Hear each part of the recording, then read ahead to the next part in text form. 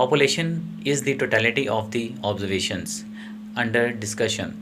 ठीक है, जिस चीज़ के बारे में हम डिस्कशन कर रहे होते हैं उस चीज़ की जो टोटल नंबर्स होते हैं, तादाद होती है, कुल तादाद, उसको हम पॉपुलेशन कहते हैं। ठीक है, और इसके एग्जांपल्स आपके सामने यहाँ पे दो मैंने दी हैं। वैसे तो बहुत सी एग्जांपल्स बनती हैं, तो ये दो एग्जांपल्स आप देखें जिनमें हम फर्स्ट एग्जांपल में देख लें कि number of students in a class.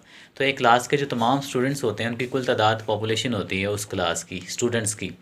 इसी तरह किसी ऑफिस में, किसी ऑर्गेनाइजेशन में जो एम्प्लॉयज़ काम कर रहे होते हैं, ठीक है, उन सब की total number of employees in an organization या इन ऑफिस, तो वो जो हमारे पास तादाद आती है उन तमाम एम्प्लॉयज़ की, वर्कर्स की, काम करने वालों की, वो भी पॉपुलेशन होती है एम्प्लॉयज़ की।